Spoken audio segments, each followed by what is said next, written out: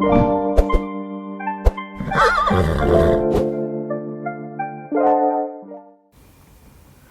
everyone, today we're going over chapter 26, statistics 2 of the College Panda math book. So let's go ahead and start with question 1 here. The scatter plot above shows the relationship between age and ears and shoe sizes for 24 males between 10 and 20 years old. We also have the line of best fit. Based on the data, how many of 19-year-old males have a shoe size greater than the one predicted by the line of best fit? So basically what we can do here is we can look at the line of best fit here, and we can indicate and we can count how many points are above the line, and that will give us the number of 19-year-old males who has a shoe size that is greater than the one that is predicted by this line. So in this case we have 1 and 2, so the answer is 2. Question 2. The scatter plot above shows the number of traffic lights in 15 towns and the average weekly number of traffic lights violations that occur in each town. The line of best fit is also shown, and based on this line, which of the following is the predicted average weekly number of traffic light violations in a town with 75 traffic lights? So all we have to do for this is we can roughly trace out using the line of best fit of where the x value is 75, right? So because the traffic light is the x-axis, if you go to the x-axis and go to 75, we see that the line of best fit gives us a value that is pretty close to the middle part between 60 and 50. So we can estimate that to be 55. So the answer should be C. Question 3. A university wants to determine the dietary preferences of the students in its freshman class. Which of the following survey methods is most likely to provide the most valid results? Firstly, A is selecting a random sample of 600 students from the university. Secondly, selecting a random sample of 300 students from the freshman's class. C, selecting a random sample of 600 students from the university's freshman class. And D, selecting a random sample of 600 students from one of the university's freshman dining halls. Well, the point of the survey is to determine the dietary preferences of the freshman class. So generalizing it to the entire student population from the university is not a good idea. So that immediately eliminates A. And in terms of B and C, the only difference here is between the sample sizes, and obviously if we have more samples, then we have a better, closer estimate or closer representation of the whole student body in its freshman class. So B is incorrect. So we have selecting a random sample of 600 students from the university's freshman class or from one of the university's freshman dining halls. And obviously it must be from the freshman class because that's the intended audience of the question. And the dining halls, that doesn't guarantee that the university, maybe there might be some other classmates like seniors or juniors in the university who are dining at the freshman dining halls. So the more appropriate and the most targeted and the better option here is definitely C. Number 4, 2 candidates are running for governor of state. A recent poll reports that out of a random sample of 250 voters, 110 support A and 140 support B. An estimated 500,000 state residents are expected to vote on election date. According to the poll, candidate B is expected to receive how many more votes than candidate A? So for this question, we can use the proportions of candidate A and candidate B. So there are, from the sample of from 250 voters, 110 vote for candidate A. So the ratio we can set up is 110 out of 250. And basically we can just multiply that by the number of the estimated state residents that are given on the election date, which is 500,000. And all we have to do now is to plug it into a calculator, and by doing so we'll get 220,000. So there will be 220,000 votes for candidate A, and we can do the similar thing for candidate B as well. But in this case, there are From the samples, 140 support candidate B. So instead of 110 on the numerator, we're going to put 140 over 250 as usual. And again, we multiplied by 500,000. And by doing so, we should be getting a value of 280,000. And we can just eliminate C and D because we need to calculate the differences, right? Because how much, like how many votes is candidate B expected to have more than candidate A? So we just have to simply subtract 280,000 from 220,000, which will give us 60,000. Question 5. Shopping times refer to the time a customer spends in one store. The scatter plot above shows the average shopping time in minutes of customers at 26 different stores offering various discounts. And we also have this line of best fit. Which of the following is the best interpretation of the meaning of the y-intercept of the line of best fit? Firstly, the predicted average shopping time in minutes of customers at a store offering no discount. B, the predicted average shopping time in minutes of customers at a 50% discount. C, the predicted increase in the average shopping time in minutes for each 1% increase in the store discount. And D, the predicted average number of customers at a store offering no discounts. So to solve these types of questions, the best way to do it is by looking at the y-intercept. And for the y-intercept of this specific problem, that's the value of y when we set the variable x as equal to 0, right? But in this case, when x is equal to 0, that means like the store discount is 0%. So that's the average shopping time when the store has no discount at all. So in this case, the only suitable answer is A, because it says it's of customers at a store offering no discount.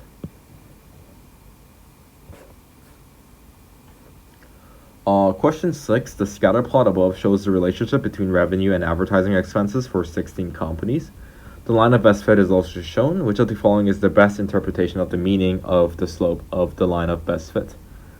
The expected increase in revenue for every $1 increase in advertising expenses, the expected increase in revenue for every $1,000 increase in advertising expenses, the expected increase in advertising expenses for every $1,000 increase in revenue, and the expected revenue of a company that has no advertising expenses.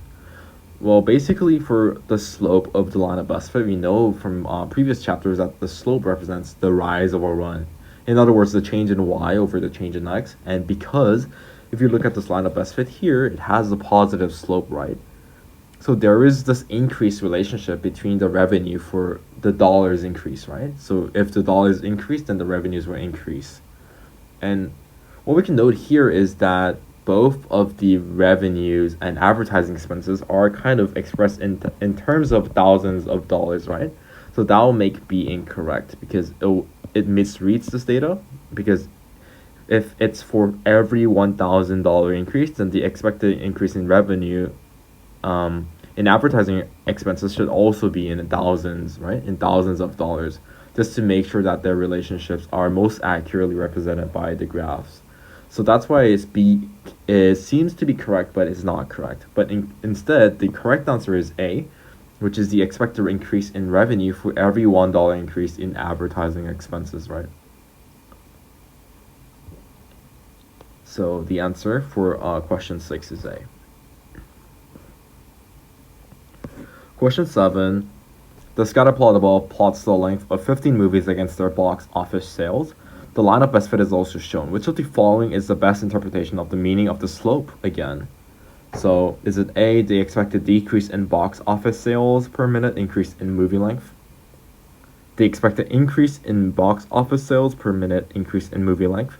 The expected decrease in box office sales per 10-minute increase in movie length? And finally, D, the expected increase in box office sales per 10 minutes increase in movie length. And as we can look at the line of best fit here, we can see that it has a positive relationship, right? Because it's going up instead of going down.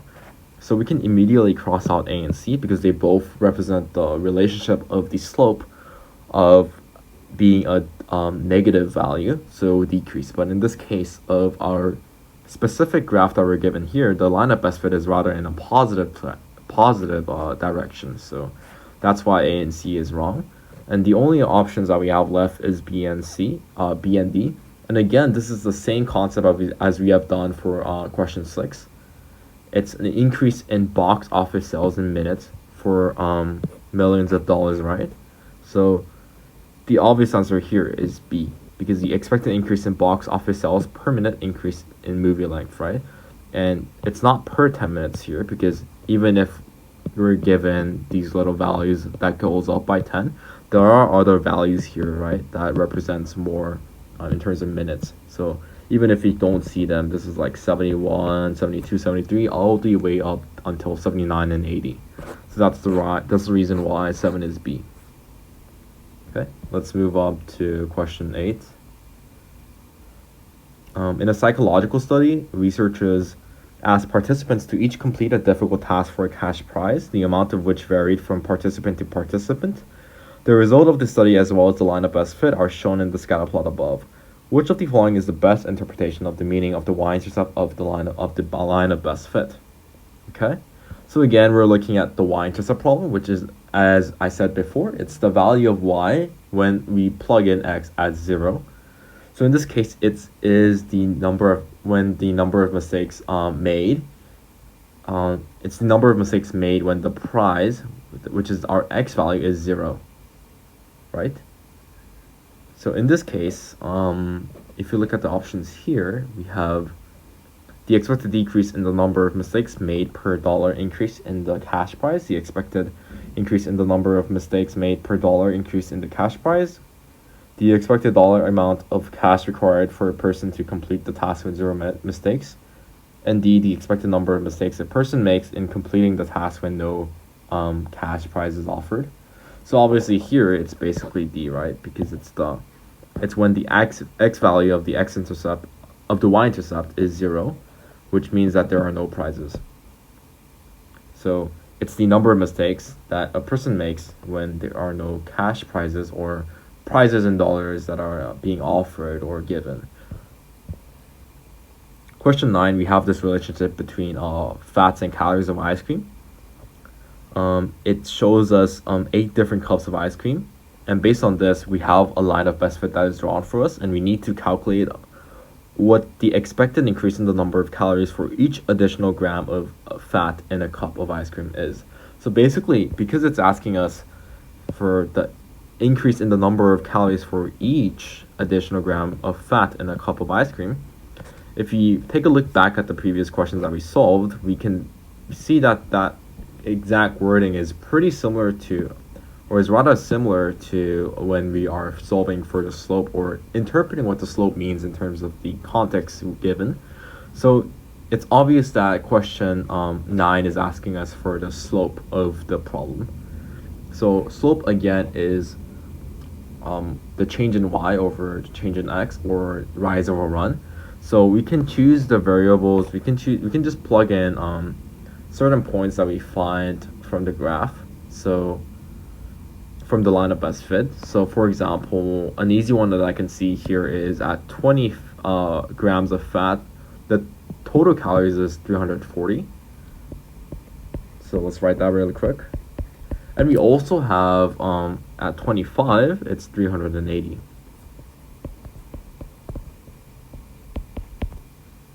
And to solve for the y, for the slope, it's y2 minus y1 over x2 minus x1. So in this case, our y2 value is 380, subtracted by 340, over, we have 25 minus 20. So we have 40 over 5, which will give us 8. So the slope is 8, so the answer is B. The scatter plot above shows the amount of nitrogen fertilizer applied to 8 oat fields and their yields. The line of best fit is also shown. Which of the following is closest to the amount of nitrogen applied in pounds per acre to the oat field, whose yield is best predicted by the line of best fit? So, best predicted by the line of best fit, it's basically the point that is the closest to the line, right? Then if it's further away, then it's the worst, like it's predicted incorrectly, or the least like predicted incorrectly by the line of best fit. So we're essentially looking for the point that is the closest to the line of best fit, and here it's basically this point, right? There's no other point that is coming closer to the line of best fit than this point right here. And this point right here seems to stand in the middle of 300 and 400, so we can estimate that x value as 350, which means that the correct answer for question 10 is B.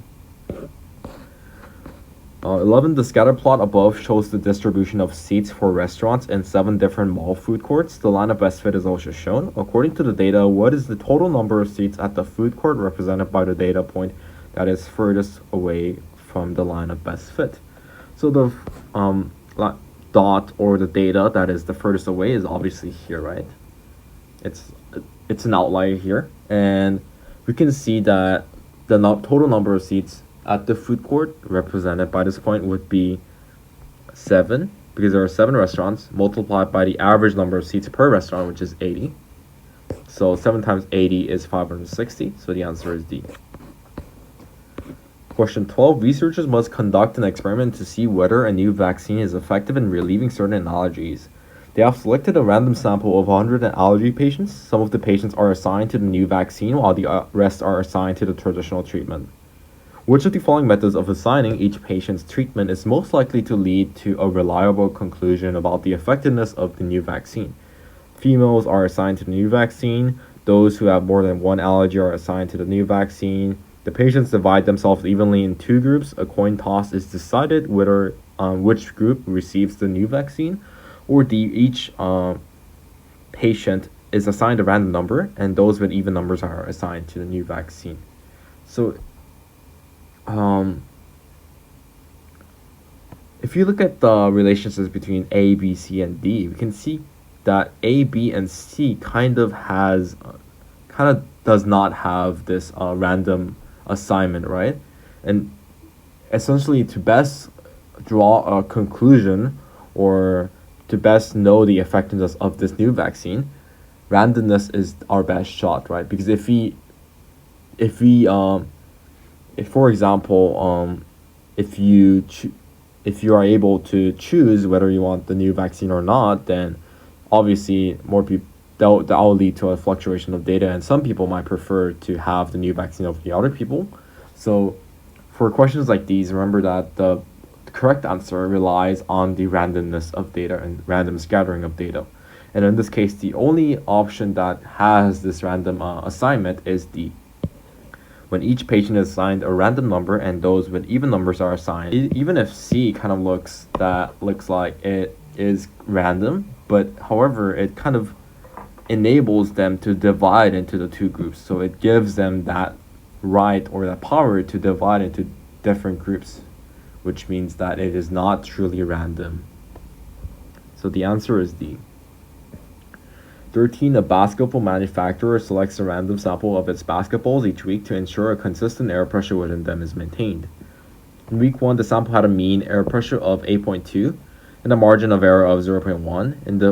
In week 2, the sample had a mean air pressure of 7.7 and a margin of error of 0.3. Based on these results, which of the following is a reasonable conclusion? A. Most of the basketballs produced in week 1 had an air pressure under 8.2, whereas most of the basketballs produced in week 2 had an air pressure of 7.7. B. The mean air pressure of all basketballs produced in week 1 was 0.5 psi more than the mean air pressure of all basketballs produced in week 2. C. The number of basketballs in week 1 sample was more than the number of basketballs in the week 2 sample. Or D. That it is very likely that the mean air pressure of all the basketballs produced in week 1 was less than the mean air pressure of all the basketballs produced in week 2. Well, we know that A is wrong because it is highly possible that most of the basketballs that were typically produced in week 1, right, it had an air pressure of over 8.2, because in week 1, the only information that we're given is that the sample had a mean air pressure, so the average was 8.2. So there are chances that the air pressures can go over 8.2. And we can say the same thing for week 2, that they had an air pressure under 7.7. So A is incorrect right away. And B is wrong because it is rather too definite, because if we just assume that because the sample means were 0.5 psi apart, that doesn't really mean like the true means that would take into account that all the basketball players produced were also like the same amount apart, which is 0.5 psi. So that's why B is incorrect. C, the number of basketballs in week 1 sample was more than the number of basketballs in the week 2 sample. Well, this is correct because the greater sample size, right? If we have a greater or larger sample size, then we reduce the we reduce or lower the margin of error, right? And we know that the sample from week 1 has a lower margin of error than the sample of week 2, so which is why C is correct here. 14. A student is assigned to conduct a survey to determine the mean number of servings of vegetables eaten by a certain group of people each day. The student has not yet decided which group of people will be the focus of this survey. Selecting a random sample from which of the following groups would most likely give the smallest margin of error? Residents of the same cities, customers of certain restaurants, viewers of the same television show, or students who are following the same daily diet plan. So to lower the margin of error, we need to lower the standard deviation, right? And we know that if we based on these options, the one that lowers the standard deviation the most would be option D, because they'll likely eat like the same number of servings of vegetables, right? And thus it will lead to a less amount of variability. So that's why D is correct. 15. The number of a blue spotted salamander's tail can be used to estimate its age. A biologist selected 80 blue spotted salamanders at random and found that the average length of their tails had a 95% confidence interval of 5 to 6 inches. Which of the following conclusions is the most appropriate based on the confidence intervals? A, that 95% of all blue spotted salamanders have a tail length that is between 5 and 6 inches. B, 95% of all salamanders have a tail that is between 5 and 6. The true average length of the tails of all blue spotted salamanders is likely between 5 and 6. Or D, that the true average length of the tail of all salamanders is likely between 5 and 6.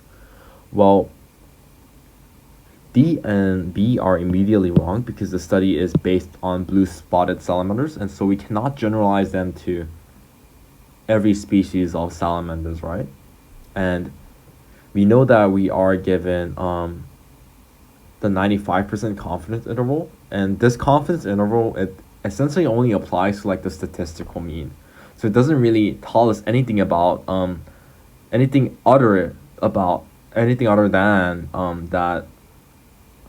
that statistical mean for the blue spotted salamanders themselves, which is why the only correct answer here is the true average length of the tails of all blue spotted salamanders is likely between 5 and 6 inches. Okay, let's move on to the final question for today. An economist conducted research to determine whether there is a relationship between the price of food and population density. He collected data from a random sample of 100 US cities and found significant evidence that the price of food is lower in places with high population density. Which of the following conclusion is best supported by these results? A, in US cities, there is a positive association between the price of food and population density, right? B, there is a negative association between the price of food and population density. C, decrease in price of food is caused by an increase in the population density. Or D, an increase in population density is caused by a decrease in the price of food. Well, the correct answer should be association, and that's because that we cannot conclude immediately from this information that there is a cause and effect relationship between the two, right? It's more of a correlation, right? Because it's from a random sample and it's giving us different samples. So it's not really that, we cannot really assume that, oh, if the price of food changes, then obviously that will cause the population density to change as well. So C and D are incorrect immediately. And we know that there is significant evidence that the price of food is lower in places with higher population density. it means that if the population density goes up, then the price of foods will go down, right? So there is this negative relationship between the price of food and the population density, because as one goes up, the other one will go down, and vice versa. So the answer for this question is B. I hope you guys enjoyed this video, and I'll be coming out soon with the final chapter, chapter 27, volume soon.